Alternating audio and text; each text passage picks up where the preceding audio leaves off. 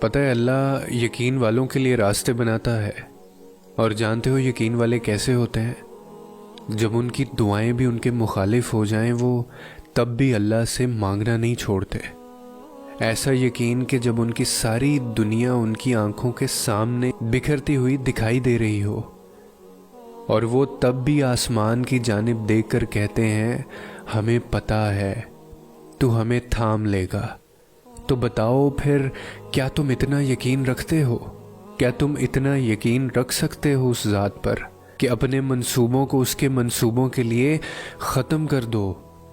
نہیں، تم تو فوراً ڈر جاتے ہو اور پھر زور زور سے کہنے لگتے ہو کہ اللہ نے میری دعائیں سنی ہی نہیں۔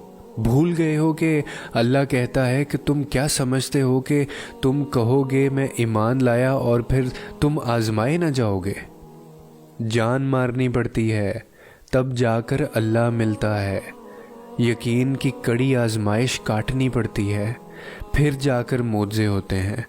تو پھر یقین رکھو، ایسا یقین کہ اگر اللہ تمہیں دائیں جانب چلنے کا کہہ دے تو تم چل دو، یہ جانتے ہوئے بھی کہ تمہاری چاہ بائیں جانب ہے۔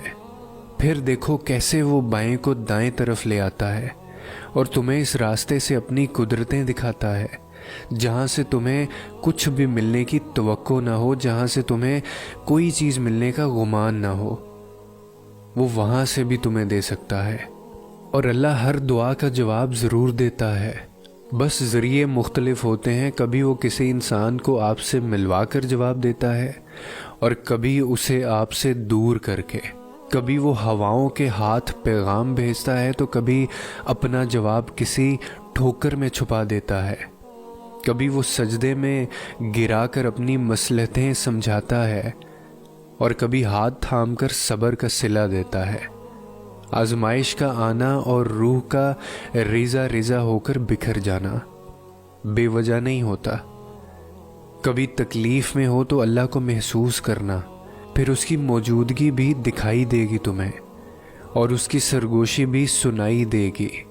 تڑپ دل میں وہ تبھی اتارتا ہے جب وہ تمہیں یاد کرتا ہے، پھر تب وہ چاہتا ہے کہ تم اس سے بات کرو، اسے اپنی کیفیات سناؤ، اپنی ساری پریشانیاں اس کی دہلیز پر چھوڑ دو، ہر فیصلہ اس کے سپرد کراؤ تاکہ بس تم اور تمہارا اللہ رہ جائے۔ پھر سے مسکراؤ اور سب بھول جاؤ۔ مٹھاس تو پھر بس اسی کے ذکر میں ہے نا، اور سکون کے لیے تو اس کا نام ہی کافی ہے۔